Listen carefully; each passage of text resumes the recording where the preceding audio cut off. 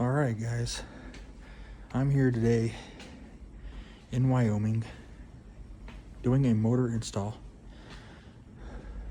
Current temperature is about close to 20 degrees and it's supposed to get down about 10 degrees, so it's a little freezing in this garage, but got me a heater right there turned on. Anyways, today I'm going to be installing a Chamberlain MyQ smart garage door opener 3/4 horsepower belt drive B4505-T.